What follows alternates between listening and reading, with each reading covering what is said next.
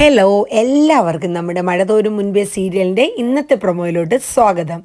അപ്പോൾ കഴിഞ്ഞ ദിവസം നമ്മളെല്ലാവരും ടെൻഷൻ അടിച്ചിരിക്കുകയാണ് അല്ലേ, നമ്മുടെ ബാലചന്ദ്രൻ എങ്ങോട്ടാണ് പോയതെന്നോ അല്ലെങ്കിൽ വൈജയന്തിയും അലീനയും ഒക്കെ വിളിക്കുന്നുണ്ട്. ആരുടെയും കോളൊന്നും എടുക്കാണ്ട് മനസ്സ് തകർന്ന് ബാലചന്ദ്രൻ എങ്ങോട്ടോ ഒരു യാത്രയാണ്.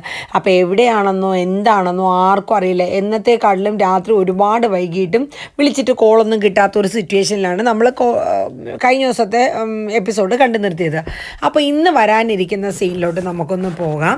അതായത് നമ്മുടെ ബാലചന്ദ്രൻ വൈജയന്തി വിളിക്കുന്ന കോളെല്ലാം കട്ട് ചെയ്ത് വിടുകയാണ്. കാരണം എടുക്കില്ല. കാര്യം ഇനി ആ കോൾ എടുക്കണമെങ്കിൽ അത് നിൻ്റെ വൈജയന്തിയുടെ അവസാന കോളായിരിക്കും എന്നുള്ള രീതിയിലാണ് ബാലചന്ദ്രൻ മനസ്സിൽ ചിന്തിക്കുന്നത്. അത്ര ദേഷ്യമാണ്. എന്നുവെച്ചാൽ തന്നെ ചീറ്റ് ചെയ്തു, തന്നെ വഞ്ചിച്ചു, ഇത്രയും വർഷം തൻ്റെ മക്കളുടെ അമ്മയായ വൈജയന്തി തന്നെ വഞ്ചിച്ചു എന്നുള്ള ആ ഒരു ഇത് പുള്ളിക്ക് ഒട്ടും അക്സെപ്റ്റ് ചെയ്യാൻ പറ്റാത്തൊരു കാര്യമാണ്. അപ്പോൾ അങ്ങനെ ഇരിക്കവേ ആദ്യം കാണിക്കുന്ന ഒരു സീനിൽ ഇന്നത്തെ പ്രൊമോയിൽ നമ്മുടെ അലീനക്കുട്ടിയും നമ്മുടെ രേവതിയും കൂടെ സംസാരിക്കുന്ന ഒരു സിറ്റുവേഷനാണ്. അതായത് നമ്മുടെ രേവതിക്കുട്ടി വിളിക്കുകയാണ് ഫോണിൽ. അപ്പോൾ അലീന കോൾ എടുത്തിട്ട് സംസാരിക്കുന്നത്, എന്തൊക്കെയാണ് മോളെ പറ. അപ്പോൾ രേവതിക്കുട്ടി പറയുന്നുണ്ട്, ഞങ്ങൾ കഴിഞ്ഞ ദിവസം പുനലൂർക്ക് പോയ കാര്യം പറഞ്ഞില്ലേ അലീനേച്ചി, അങ്ങനെ ഞങ്ങൾ അവിടെ പോയി. അപ്പോൾ എന്തായി മോളെ പോയിട്ട് കാര്യങ്ങളൊക്കെ, ഷെറിനെ നിങ്ങൾ കണ്ടോ? അപ്പോൾ നമ്മുടെ രേവതിക്കുട്ടി പറയുന്നുണ്ട്, ഷെറിനെ കണ്ടു, പക്ഷെ നല്ല സാഹചര്യത്തിലൊന്നും അല്ല കണ്ടത്. മെൻ്റലി എന്തോ ഒരു ബുദ്ധിമുട്ട് ഷെറിൻ ചേച്ചിക്ക് ഉള്ളതുപോലെ തോന്നുന്നുണ്ട്. പിന്നെ കല്യാണമൊക്കെ ആ ചേച്ചിയുടെ കഴിഞ്ഞായിരുന്നു എന്നും 2 കൊല്ലത്തോളം ആയി കല്യാണം കഴിഞ്ഞിട്ട്. പക്ഷേ ഹസ്ബൻഡ് ഇപ്പോൾ ഉപേക്ഷിച്ചിട്ട് പോയിക്കുകയാണ്, അവർ ഗൾഫിലായിരുന്നു എന്നൊക്കെയുള്ള വിവരങ്ങളെ കുറച്ച് കിട്ടിയുള്ളൂ. അവിടെ 2 ചേട്ടന്മാരുണ്ടായിരുന്നു, പക്ഷെ അവരൊന്നും നമ്മളെ മാമച്ചൻ്റെ അടുത്തും ഗ്രേസമ്മയോടൊന്നും അത്ര നല്ല രീതിയിലൊന്നും അല്ല ബിഹേവ് ചെയ്തത്. അവർക്കൊരു ദേഷ്യം പോലെ ആയിരുന്നു നമ്മളെ കണ്ടപ്പോഴെന്നൊക്കെ രേവതിക്കുട്ടി പറഞ്ഞു. പിന്നെ എന്തൊക്കെയോ ദുരൂഹതകളുണ്ട് ഷെറിൻ ചേച്ചിയുടെ ജീവിതത്തിൽ. നമ്മളടുത്ത് ഓടി വന്ന് ബഹളവും ഒക്കെ ആയിരുന്നു. ഓടി വന്ന് എൻ്റെ എൻ്റെ കുഞ്ഞിനെ കൊന്നോ, നീയാണോ കൊന്നേ, അങ്ങനെയൊക്കെ ഞങ്ങളടുത്ത് ചോദിച്ചു അലീനേച്ചി. അപ്പോൾ എന്തോ കുഴപ്പമുണ്ടല്ലോ മോളെ എന്ന് നമ്മൾ അലീനയും പറയുന്നുണ്ട്. അതേ ചേച്ചി, എന്തൊക്കെയോ പ്രശ്നങ്ങളുണ്ട്, പക്ഷെ ഒന്നും ഡീറ്റെയിൽ ആയിട്ട് അറിയാൻ പറ്റിയില്ല. പക്ഷെ അവിടെ ആ ചേച്ചിയുടെ ജീവിതത്തിൽ എന്തൊക്കെയോ ദുരൂഹതയുണ്ട് എന്നൊക്കെ പറഞ്ഞു. എന്നിട്ട് രേവതിക്കുട്ടി ചോദിച്ചു, അവിടെ എന്തായി അലീന ചേച്ചി?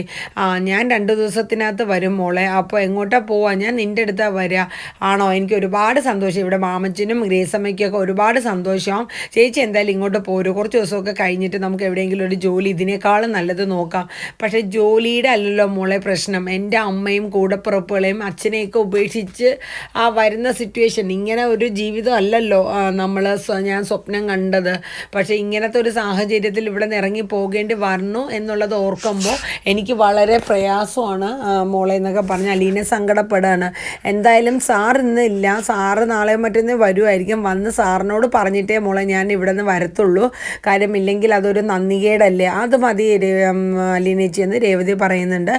അത് കഴിഞ്ഞ് പിന്നെ കാണിക്കുന്നത് നമ്മുടെ കൃഷ്ണജിക്ക് വല്ലാത്ത സങ്കടമാണ്. കാര്യം അലീന പോകുന്നു എന്ന് ഓർക്കുമ്പോൾ. അങ്ങനെ മുത്തശ്ശിയുടെ അടുത്ത് റിക്വസ്റ്റ് ചെയ്യാൻ വേണ്ടി വന്നേക്കാണ്. മുത്തശ്ശി ഒന്ന് അമ്മയോട് സംസാരിക്കണം, എന്നിട്ട് അച്ഛനോട് സംസാരിക്കണം. അലീന ചേച്ചി പോയി കഴിഞ്ഞാൽ എന്താ ബുദ്ധിമുട്ട്, ഇവിടെ ആരാ നമുക്കുള്ളത്? മുത്തശ്ശിക്കാണെങ്കിൽ അലീന ചേച്ചി പോകുമ്പോൾ സങ്കടമല്ലേ, എനിക്ക് സങ്കടമാണോന്ന്. ആ കൊച്ചു പോയാൽ പിന്നെ എൻ്റെ ജീവിതം എന്തായി മോളെ? മുത്തശ്ശിക്ക് അതിനേക്കാളേറെ സങ്കടമാണ്. എന്നാൽ പിന്നെ മുത്തശ്ശി അമ്മയോട് പറയാത്ത എന്താ? നിൻ്റെ അമ്മയോട് പറഞ്ഞിട്ട് വല്ല കാര്യമുണ്ടോ മോളെ? അവൾ ആര് പറഞ്ഞാലും അവൾ കേൾക്കുക. അവൾ പറഞ്ഞതുകൊണ്ട് മാത്രമാണ് അലീന മോള് പോണതെന്ന് മുത്തശ്ശി പറഞ്ഞു. പക്ഷേ അലീനേച്ചി പോകുമ്പോൾ എൻ്റെ സ്വന്തം ചേച്ചി പോണ പോലെയാണ് മുത്തശ്ശി എനിക്ക് ഫീൽ ചെയ്യണേ. ഇവിടെ തെറ്റ് ചെയ്തത് ആ രോഹിത് ഏട്ടനല്ലേ, പിന്നെ എന്തിനാ അലീനേച്ചി പോണത്? അപ്പം മുത്തശ്ശി പറഞ്ഞു, ആ രോഹിത്തും ആ ഹരിശങ്കറും കൂടെ ചേർന്നാണ് ആ കൊച്ചിനെ ഈ പടുതിയിലാക്കിയെടുത്തത്. ആ ഹരിശങ്കറിൻ്റെ കൂടെ കൂടിയേ പിന്നെ എൻ്റെ രോഹിത്തിൻ്റെ ജീവിതമേ തൊലഞ്ഞു എന്നിങ്ങനെ മുത്തശ്ശിയും പറയുന്നുണ്ട്. എന്താണെങ്കിലും മുത്തശ്ശി ഒന്ന് പറയണം അലീനേച്ചിയോട് പോകരുതെന്ന്. കാരണം നമ്മുടെ എല്ലാ കാര്യങ്ങളും നോക്കി എല്ലാം വേണ്ട പോലെ ചെയ്തു തരുന്നത് അലീനേച്ചി തന്നെ. ഒരമ്മ ഇല്ലെങ്കിൽ കൂടി നമുക്ക് എല്ലാ കാര്യങ്ങളും നടത്തി തരുന്ന അലീനേച്ചി ഉള്ളത് കൊണ്ടല്ലേ. അതുകൊണ്ട് മുത്തശ്ശി പ്രത്യേകം പറയണം എന്നൊക്കെ പറഞ്ഞ് അവൾ പോവാണ്. അത് കഴിഞ്ഞ് പിന്നെ കാണിക്കുന്ന രംഗം എന്നാന്ന് വെച്ചാൽ നമ്മുടെ വൈജ വീണ്ടും വിളിച്ചുകൊണ്ടിരിക്കുകയാണ്. അപ്പോൾ നമ്മുടെ ബാലേന്ദ്രൻ വിളിക്കുന്ന കോളെല്ലാം കട്ട് ചെയ്തുകൊണ്ടിരിക്കുകയാണ്. ബാലേന്ദ്രൻ ഹൈവേ കൂടെ ഇങ്ങനെ അടിച്ച് കത്തിച്ച് ഹൈ സ്പീഡിന് വണ്ടി ഓടിച്ച് തിരിച്ച് പോകുന്ന രംഗമാണ് കാണിക്കുന്നത്. അപ്പോൾ വൈജ അവിടുത്തെ അവരുടെ പേഴ്സണൽ സെക്രട്ടറിയെ വിളിക്കണം, അവരുടെ ജ്വല്ലറിയുടെയും ഒക്കെ. അപ്പോൾ ഇങ്ങനെ ബാലേന്ദ്രൻ പോകുന്ന കാര്യം എന്തെങ്കിലും പറഞ്ഞായിരുന്നു, എവിടെയാണ് സാധാരണ പർച്ചേസിങ്ങിന് പോകുന്നത്? ഇല്ല മേഡം, അങ്ങനെ പർച്ചേസിങ്ങിന് പോവുകയാണെങ്കിൽ തന്നെ എല്ലാ കാര്യങ്ങളും പറഞ്ഞ് ഏൽപ്പിച്ചിട്ടല്ലേ പോകത്തുള്ളൂ. ഇന്നിപ്പോൾ ഉച്ച കഴിഞ്ഞ് ഷോപ്പിലോട്ടൊന്നും വന്നിട്ടുമില്ല. അപ്പോൾ എന്ത് പറ്റി കാണും? ഇനി പോലീസിലെങ്ങാനും പരാതി കൊടുക്കണമെന്നും വൈജ അയാളടുത്ത് ചോദിക്കുമ്പോൾ, വേണ്ട മേഡം എന്തായാലും ടെൻഷൻ അടിക്കേണ്ട, ഞാനൊന്ന് ശ്രമിച്ചു നോക്കട്ടെ, വിളിച്ചു നോക്കാം, നമുക്ക് കിട്ടുകയാണെങ്കിൽ ഞാൻ വിളിച്ചോളൂ, എത്ര രാത്രിയാണെങ്കിൽ എന്നെ ഒന്ന് വിളിക്കണം കേട്ടോ എന്ന് അയാളടുത്ത് പറയുന്നുണ്ട്. എന്നിട്ട് പറയുന്നുണ്ട്, പക്ഷേ പോകുന്ന അങ്ങനെ എന്തെങ്കിലും വേറെന്തെങ്കിലും ഇഷ്യൂ, പേഴ്സണൽ ഇഷ്യൂ ഇല്ല, അങ്ങനത്തെ ബുദ്ധിമുട്ടൊന്നും ഇല്ല. എൻ്റെ അടുത്ത് പോകുന്ന സമയത്ത് ഉച്ചയ്ക്ക് ഊണ് കഴിക്കാൻ പോകണമെന്ന് വിളിച്ചു പറഞ്ഞു, വീട്ടിൽ വന്ന് ഊണ് കഴിച്ചിട്ടൊക്കെയാണ് പോയിക്കുന്നത്. അപ്പോൾ എന്തായാലും ലോങ് പോകുമ്പോൾ വിളിക്കുമ്പോൾ തമിഴ്നാട് സ്റ്റേഷനാണെന്ന് ഇപ്പോൾ തോന്നുന്നു. കാര്യം എന്ന് വെച്ചാൽ കോള് നമുക്ക് അങ്ങനെ കിട്ടുന്നത്.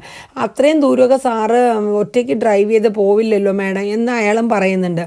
വൈജയ്ക്ക് ഇതൊക്കെ കേട്ടപ്പോൾ ആകെ ടെൻഷനാണ്. ശരി, എന്തായാലും എന്തെങ്കിലും വിവരം കിട്ടി എന്നെ അപ്പം തന്നെ വിളിക്കണമെന്ന് വൈജ പറഞ്ഞ് കോള് വെക്കുകയാണ്.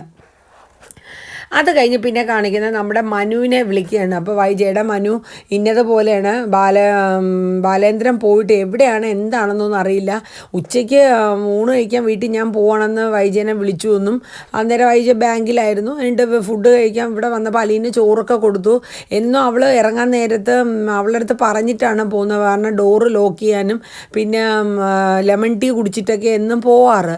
പക്ഷേ അതൊന്നും ഇന്ന് കുടിക്കാണ്ട് അവൾ വന്നപ്പോൾ കണ്ടില്ല എന്ന് പറയുന്നത്. ഡോറ് തുറന്ന് കിടപ്പുണ്ട്, കാറില്ല, ആൾ പോയി.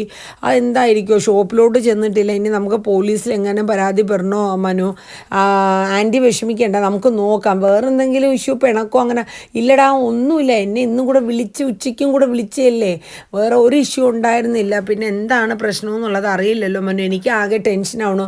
ആൻറ്റി ടെൻഷൻ അടിക്കേണ്ട, നമുക്ക് എന്തായാലും നോക്കാം എവിടെ പോകാനാണ് എന്നുള്ള രീതിയിൽ ഇങ്ങനെ മനുവും പറഞ്ഞ് സമാധാനിപ്പിക്കുകയാണ്. അപ്പോൾ അതിൻ്റെ ഇടയിൽ നമ്മുടെ അലീനയും വിളിക്കുന്നുണ്ട്, സാറിന് എന്ത് പറ്റി കാണുമെന്നുള്ളത്. എന്നിട്ട് വൈജ വിളിച്ചിട്ട് അലീനയുടെ അടുത്ത് ഡീറ്റെയിൽ ഒക്കെ ചോദിക്കുകയാണ്. ഇന്ന് ബാലേന്ദ്രൻ ഊണ് കഴിക്കാൻ വന്ന് ഊണൊക്കെ കഴിച്ചു? ആ മേഡം കഴിച്ചായിരുന്നു, സാധാരണ പോലെ തന്നെ ഊണൊക്കെ കഴിച്ചു, സാധാരണ കുറച്ച് നേരം ഒന്ന് കിടക്കാനായിട്ട് റൂമിൽ പോവും, അപ്പോൾ ഉറങ്ങി എഴുന്നേൽക്കുന്ന ഒരു സമയമുണ്ടല്ലോ, അതനുസരിച്ച് ലെമൺ ടീ ആയിട്ട് ഞാൻ ചെന്ന് കഴിഞ്ഞപ്പോൾ ആൾ റൂമിലില്ല, ഡോറൊക്കെ തുറന്ന് കിടക്കുക. അപ്പോൾ ഞാൻ ഫ്രണ്ട് ഡോറ് എന്നപ്പോൾ ഫ്രണ്ട് ഡോറ് തുറന്ന് കിടക്കുക. അപ്പോൾ സിറ്റ് ഔട്ടിലോട്ട് നോക്കിയപ്പോൾ കാറും ഇല്ല, ആൾ പോയിക്കാണ്. സാധാരണ ലെമൺ ടീയും കുടിച്ച് എന്നോട് പറഞ്ഞിട്ടാണ് മേഡം പോവാറ്, ഇന്ന് എന്ത് പറ്റിയെന്നറിയില്ല. പക്ഷെ ഒരു ടെൻഷനോ അല്ലെങ്കിൽ അതിനെക്കുറിച്ചൊന്നും പറഞ്ഞിട്ടില്ല, അല്ല ഫേസിലൊന്നും അങ്ങനെ തോന്നിയില്ല. പിന്നെ മുത്തശ്ശിയുടെ റൂമിൽ പോയി കുറച്ച് നേരം മുത്തശ്ശിയായിട്ടൊക്കെ സംസാരിച്ചിട്ടാണ് പോയത് മേഡം എന്നും നമ്മുടെ അലീന വൈജയന്തിയോട് പറയുന്നുണ്ട്. അപ്പോൾ ഇന്നത്തെ എപ്പിസോഡിൽ ഏകദേശം ഈ ഒരു ഇൻട്രോയ്ക്കാണ് നമുക്ക് പറയാനുള്ളത്.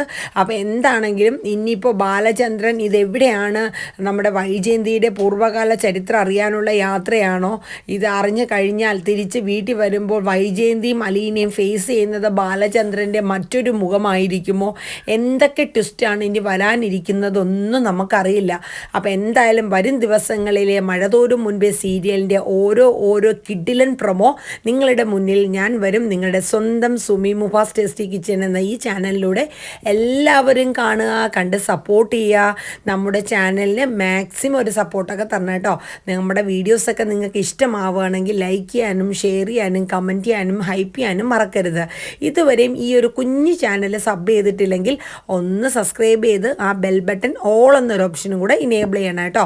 അപ്പോൾ അടിപൊളിയായിട്ട് നിങ്ങൾക്ക് എന്തെങ്കിലും പോരായ്മകളൊക്കെ ഉണ്ടെങ്കിൽ കമൻറ്റ് ബോക്സിലൂടെ നിങ്ങളുടെ അഭിപ്രായങ്ങൾ പറയുക, അതനുസരിച്ച് നമുക്ക് ഓരോന്നും മാറ്റം വരുത്താം കേട്ടോ.